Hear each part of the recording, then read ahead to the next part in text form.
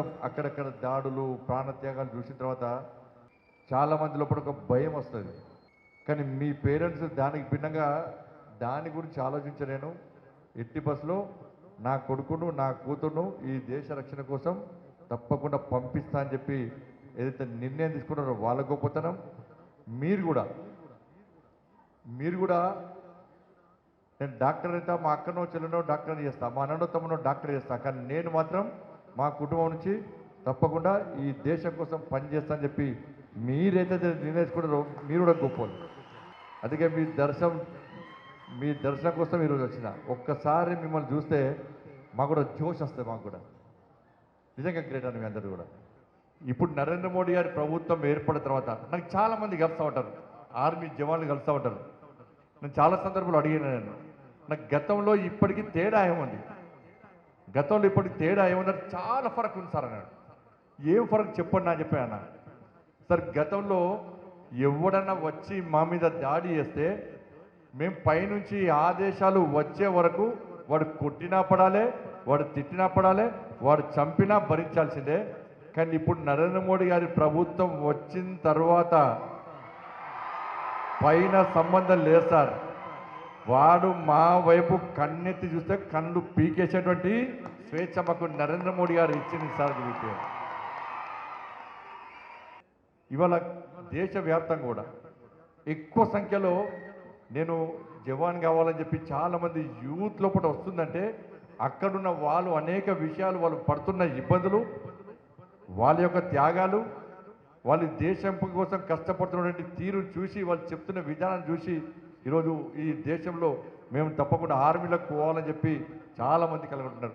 అందుకే ఎప్పుడు కూడా గుర్తుంచుకోండి అన్న, వాళ్ళు వీళ్ళు రెచ్చగొడితే ఎప్పుడు రెచ్చిపోతే మన జీవితాలు ఖరాబ్ చేసుకోవద్దు. ఇప్పుడు అగ్నిపథ్ స్కీమ్ చాలా మంచి స్కీమ్. సరే దానిలో ఏమైనా ఇబ్బందులు ఉంటే ప్రభుత్వం దృష్టికి తీసుకురావాలి, దాన్ని చర్చించుకోవాలి, ఆ ఇబ్బందులు తొలగించుకునే ప్రయత్నం చేయాలి. ఇది మంచి లక్షణం. కానీ అగ్నిపథ్ స్కీమ్ ద్వారా ఇవాళ నిజంగా ఢిల్లీ డిఫెన్స్ అకాడమీ నిజంగా చాలా గ్రేట్. నేను సతీష్ రెడ్డి గారు స్టేజ్ మీద ఉన్నారని చెప్పి నన్ను ఇలా ముఖ్య అతిథిగా పిలిచని చెప్పి నేను పొగొడతలేను. దాదాపు 7 సంవత్సరాల్లో దాదాపు 2000 మందిని ఈ ఢిల్లీ డిఫెన్స్ అకాడమీ నుంచి ఇలా సెలెక్ట్ అయిందంటే నిజంగా మామూలు విషయం కాదు. అది ఆ మెయింటైన్ చేయడం నిర్వహించడం మామూలు విషయం కాదు. దాదాపు 2000 మంది. ఇవాళ మీ నరేంద్ర మోడీ గారి ప్రభుత్వం వచ్చిన తర్వాత ఇలా గతంలో కాంగ్రెస్ పార్టీ పాలనలో 10 సంవత్సరాల్లో 7 లక్షల మందికి ఉద్యోగాలు ఇచ్చారు. 7 lakhs వాళ్ళకి 7 లక్షల మందికి ఉద్యోగాలు ఇచ్చారు. ఇలా నరేంద్ర మోడీ గారు రోజ్గార్ మేళా పేరుతోని 1 year ఒక్క సంవత్సరంలో 10 లక్షల మందికి కేంద్ర ప్రభుత్వ ఉద్యోగాలు ఇచ్చారు. నేనే దాదాపు 2-3 వేల మందికి నేనే ఇచ్చిన కరీంనగర్ జిల్లాలో, తెలంగాణ రాష్ట్రంలో. వాళ్ళ 8 కోట్ల మందికి ముద్రా లోన్స్ ఇచ్చినాం. ఇలా స్టార్టప్స్ 1,40,000 స్టార్టప్స్ అంటే ఉద్యోగాలు ఇచ్చే స్థాయికి తీసుకొస్తాం ఇవాళ. కానీ దురదృష్టవశాత్తు ఇవన్నీ ఎవరు తెలియదు. ఇవాళ యువకుల లోపల ఒక మంచి ఆలోచన నింపాలన్న ఆలోచన మాత్రమే మనం చేస్తున్నాం. ఇలా ఆర్మీ విషయంలో కానీ ఇలా అన్ని రకాల ఇవాళ ఈ ప్రపంచంలో ఇవాళ భారత ఆర్మీ, నేవీ, ఎయిర్ ఫోర్స్ అంటే ఒక మంచి గుర్తింపు ఇవ్వాలి. కాబట్టి దాన్ని ఇంకా తీసుకుపోవాలని చెప్పి ఆలోచనతో ఈరోజు నరేంద్ర మోడీ గారి ప్రభుత్వం అనేక విధాలుగా వాళ్ళకు ధైర్యాన్ని సాధాన్ని ఇస్తూ ఇవాళ దీపావళి ఉత్సవాన్ని ఇంతమంది ఏ ప్రధానమంత్రి పోలే. ఇవాళ దీపావళి ఉత్సవాన్ని కూడా సరిహద్దులుగా జరుపుకునే గొప్ప వ్యక్తి నరేంద్ర మోడీ గారు. ఇలా మీకు ఒక విషయం చెప్తే ఇవాళ ఇలా హిమాచల్లో ఒక మామూలు గ్రామం నుంచి 20 years బ్యాక్ ఒక లెటర్ వచ్చింది. డిఫెన్స్ శాఖకు ఒక లెటర్ వచ్చింది. ఆ లెటర్ ఏంటంటే ఆ మారుమూల గ్రామం నుంచి ఒక పేరెంట్స్, ఒక వృద్ధులు, తల్లి తండ్రి ఇద్దరు ఒక లెటర్ రాశారు. ఎవరికి? డిఫెన్స్ మినిస్ట్రీకి. సార్, మా బాబు 2000 సంవత్సరంలో జూలై 7న జరిగినటువంటి కార్గిల్ యుద్ధంలో నా కొడుకు చనిపోయాడు. నా కొడుకు ప్రథమ వర్ధంతి ఉంది. కాబట్టి ఈ ప్రథమ వర్ధంతి సందర్భంగా నేను నా భర్త ఇద్దరం ఒక్కసారి నా కొడుకు ఎక్కడైతే త్యాగం చేసిండో అక్కడ పోయి ఒక్కసారి టచ్ చేయాలని ఉన్నారు సార్, మాకు అవకాశం ఇవ్వండి అని చెప్పి ఆ పేరెంట్స్ లెటర్ రాశారు. ఇక్కడ డిఫెన్స్ ఆఫీసర్ ప్రభుత్వం అనుమతిస్తుందో ఏదో, ఈ అవకాశం ఉందో లేదో ఏమనగాని నేనే సొంత డబ్బులతోని ఆ పేరెంట్స్ పిలిపించుకుంటా అని చెప్పి ఈయన సొంత డబ్బులతోని ఆ పేరెంట్స్ పిలిపించుకున్నాడు. ఆ ఇద్దరు పేరెంట్స్ వచ్చారు, ఒక షర్టు ఒక పాయింట్ పట్టుకొని వచ్చారు. పట్టుకొని వచ్చి ఎక్కడైతే ఆడ త్యాగం చేసిండో అక్కడికి వచ్చిన తర్వాత అక్కడ ఉన్న జవాన్లు అందరూ కూడా సెల్యూట్ చేశారు ఆయనకు. కానీ ఇక్కడున్న ఆఫీసర్ వాళ్ళకు ఒక బోకే ఇచ్చి వాళ్ళ పాదాలకు నమస్కారం చేసిండు. వీళ్ళు అడిగిండు, పేరెంట్స్ అడిగారు, నువ్వు ఒక ఆఫీసరు, నువ్వు మా పాదాలు మొక్కద్దు.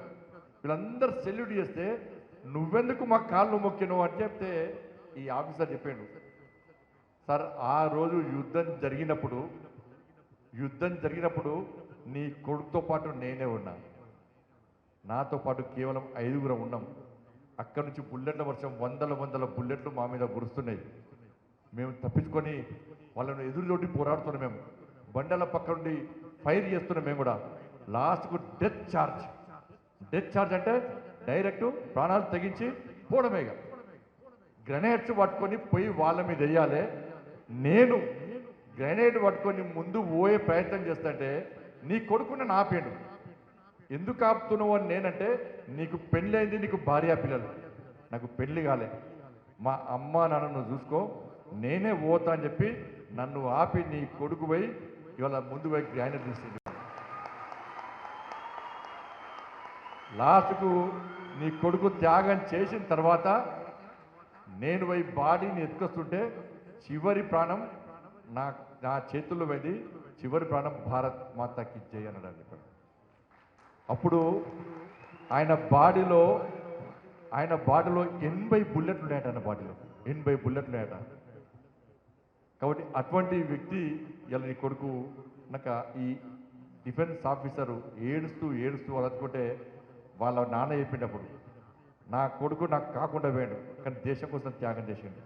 ఈ డ్రెస్సు ఎందుకంటే ఈ డ్రెస్సు నా ఇష్టంతో నేనే షాపింగ్ చేసి నా కొడుకు కోసం కొన్నాను. నెక్స్ట్ మంత్ నా కొడుకు వస్తాడు, ఈ డ్రెస్ వేసుకుంటా అన్నాడు. కానీ నా కొడుకు మళ్ళీ రాలే, ఈ డ్రెస్ నువ్వే వేసుకో, నువ్వే నా కొడుకు అని చెప్పి ఆ తల్లిదండ్రులు ఆ ఆర్మీ ఆఫీసర్కి ఇచ్చింది వాళ్ళు. ఆయన పేరేం పేరు తెలుసా? విక్రమ్ బాత్రా. ఆయన పేరు తెలియని ఆర్మీ జవాన్ ఎవరు ఉండరు వాళ్ళు. ఆయనకు పరమ వీర చక్ర అని చెప్పి అవార్డు ఇచ్చింది వాళ్ళు. అంటే మీ గొప్పతనం ఒకసారి చెప్తుండే నేను. వాళ్ళు దేనికైనా తెగించి కొట్లాడేటువంటి ఇలా దేశ రక్షణ కోసం కష్టపడి పనిచేసేటువంటి గొప్ప వ్యక్తులు ఇలా కాబోయే ఆర్మీ జవాన్లు మీరందరూ కూడా. కాబట్టి మీరు ఈ మంచి నిర్ణయం తీసుకోవడం నిజంగా ఏంటంటే, చాలామంది ఆర్మీ జవాన్లు కావాలి, మేము నేవీలో పోవాలి, ఎయిర్ ఫోర్స్ పోవాలి అని చెప్పి చాలామంది చెప్తూ ఉంటారు. కానీ ఎవ్వరికి అదృష్ట అవకాశం రాదన్న, మీకు వచ్చిన అవకాశం. ఈ దేశం కోసం ప్రాణత్యాగం చేసే అవకాశం కూడా మీకు వచ్చింది. అరే గుండెపోటు వచ్చి చచ్చిపోతారన్న, యాక్సిడెంట్లో చచ్చిపోతాం, అనారోగ్యంతో చచ్చిపోతాం, ఏమొస్తుంది? ఎవరైనా 100 సంవత్సరాల గ్యారంటీ కాదు, నిరంతరం ప్రాణాలతో ఉండం మనం. కానీ మనం చేసే త్యాగం, ఈ దేశం కోసం త్యాగం చేస్తే ఒక స్ఫూర్తిదాయకమైన జీవితంగా ఈ దేశ ప్రజలు గుర్తిస్తారు వాళ్ళు. కాబట్టి ఈ గుండె పడుతున్న వాళ్ళు కూడా అనారోగ్యం చచ్చిపోతే ఎవరు గుర్తించారన్నా? కానీ దేశం కోసం త్యాగం చేస్తే సమాజం గుర్తిస్తుంది. మీ త్యాగాన్ని చూసి ఇంకా 10 మంది వాళ్ళ ఈ దేశం కోసం కష్టపడి పనిచేయాలి, ఈ దేశ రక్షణలో భాగస్వామ్యం కావాలని చెప్పి వాళ్ళ మిమ్మల్ని స్ఫూర్తిగా తీసుకోవడానికి పోయేటువంటి అవకాశం దేశంలో ఉంటుంది. ఇలా కాశ్మీర్ తెలుసు మనకి. ఇలా కాశ్మీర్ ఇలా భారతదేశంలో ఉంది అంటే అక్కడ ఉండే ఆర్మీ జవాన్లే. 370 ఆర్టికల్ మీ అందరు తెలుసా? 370 ఆర్టికల్ తెలుసా? అయిందో తెలియదు. 370 ఆర్టికల్ను రద్దు చేయాలని చెప్పి, కాశ్మీర్ను రక్షించాలని చెప్పి అనేక మంది ఆర్మీ జవాన్లు అక్కడ యుద్ధం చేసి ప్రాణత్యాగం చేశారు. ఆర్మీ జవాన్లతో పాటు భారతీయ జనతా పార్టీ కార్యకర్తలు కూడా ఆర్మీ జవాన్లకు సహకరిస్తూ ప్రాణత్యాగం చేశారు. మీరు నమ్మరు. భారతీయ జనతా పార్టీకి సంబంధించి కార్యకర్తలు, జనసంఘ్ సంబంధించి కార్యకర్తలు, మా శ్యామా ప్రసాద్ ముఖర్జీ శ్యామా ప్రసాద్ ముఖర్జీ జనసంఘ్ వ్యవస్థాపకులు. ఈ 370 ఆర్టికల్ రద్దు చేయాలని చెప్పి దీక్ష చేయడం కోసం చంపేసిన ఆయన. అనేక మంది మా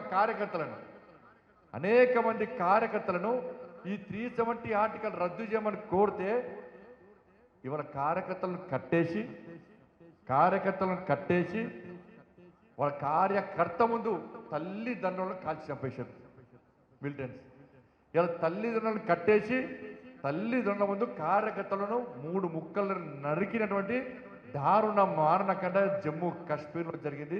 అనేక మంది వీర జవాన్లు కూడా ఈ 370 ఆర్టికల్ వల్ల అనేక మంది ప్రాణత్యాగం చేశారు. ఇవాళ మీరున్నారు ఇవాళ ఇక్కడ చాలా మంది ఆదిలాబాద్ నుంచి వచ్చారు, వరంగల్ నుంచి వచ్చారు, అక్కడ దేశం తెలుగు రాష్ట్రం నుంచి వచ్చారు. అంతేనా? తెలుగు రాష్ట్రాలకు వచ్చారు.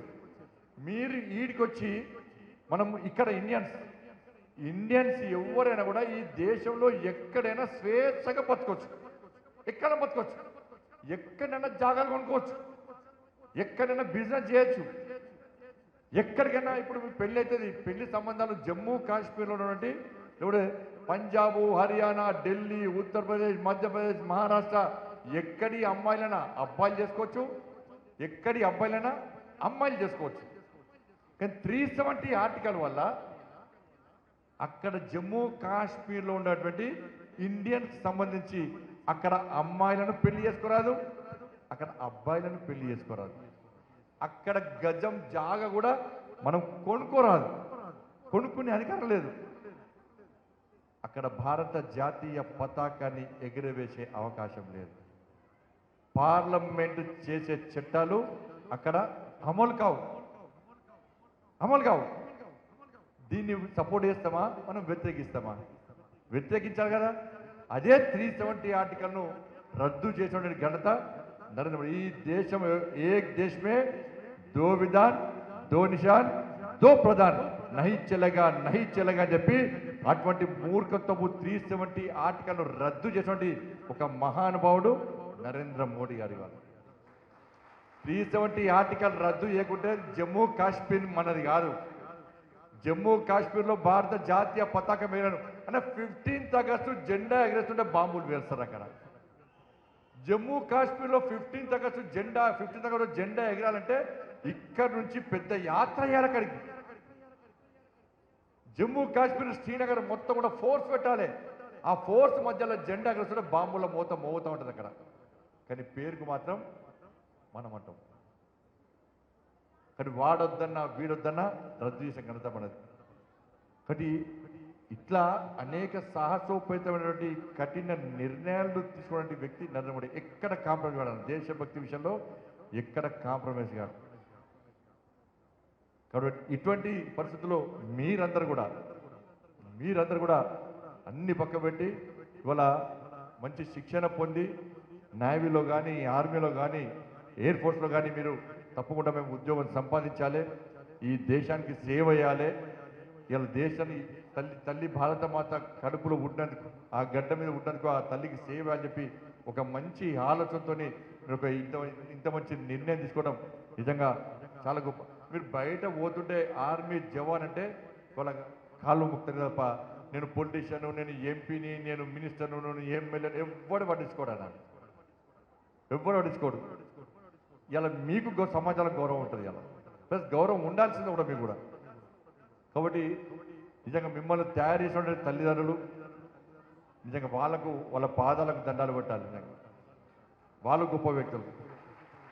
కానీ వాళ్ళ పేరెంట్స్ మీటింగ్ పెట్టాలన్నాను ఒకసారి. వీళ్ళకంటే వీళ్ళ పేరెంట్స్ మీటింగ్ కంపల్సరీ నేనే వస్తాను. వాళ్ళు మీ పేరెంట్స్ మీటింగ్ పెట్టాలి. నిజంగా వాళ్ళకి దండాలు పెట్టాలి. వాళ్ళకు గొప్ప. కాబట్టి తప్పకుండా ఒక మంచి ఆలోచనతో మీరు ఇలా ఈ నిర్ణయం తీసుకున్నందుకు తప్పకుండా మీ అందరినీ అభినందిస్తూ ఒక లక్ష్యాన్ని ఎంచుకున్నారు. ఆ లక్ష్యానికి చేరుకోవాలంటే మీరు శిక్షణ పొందాల్సిందే. దీనిలో మధ్యలోకెళ్ళి పారిపోతే రేపు సొసైటీలో మీరు చులకనతో చూడబడతారు. మీరు కష్టం వచ్చినా, ఇబ్బంది వచ్చినా దేనికన్నా గల్లి ఎగరేసుకొని ఒక లక్ష్యాన్ని ఎంచుకున్నా ఆ లక్ష్యాన్ని చేరుకునే వరకు కూడా వెనుకకు చూడని చెప్పి కష్టపడి ముందుకు పోయిన వాళ్ళే నిజమైన ఢిల్లీ డిఫెన్స్ అకాడమీ స్టూడెంట్స్. మరి అట్లా మీరు కష్టపడి పనిచేయండి. తప్పకుండా మీ తల్లిదండ్రులు కన్నటువంటి కళ్ళను నిజం చేయాలి, సాకారం చేయాలి. వాళ్ళకు మంచి ఆలోచన రావడం చాలా గొప్పతనం. మీకు కూడా మంచి ఆలోచన ఉండడం గొప్పతనం. కాబట్టి మీరందరూ కూడా సక్సెస్ కావాలని చెప్పి, మీరు అనుకున్న లక్ష్యాన్ని చేరుకోవాలని చెప్పి, ఈ దేశ రక్షణలో మీరందరూ భాగస్వామ్యం కావాలని చెప్పి మనస్ఫూర్తిగా ఆ శక్తిని, ఆ సామర్థ్యాన్ని, ఆ ఆలోచనను ఆ తల్లి అమ్మవారి మీకు కల్పించాలని చెప్పి మనస్ఫూర్తిగా కోరుకుంటూ అందరికీ all the very best of luck. మీరు సక్సెస్ కావాలని చెప్పి మీ అందరికీ కోరుకుంటూ చదువుకున్న భారత్ మాతాకి జై, జై శ్రీరామ్.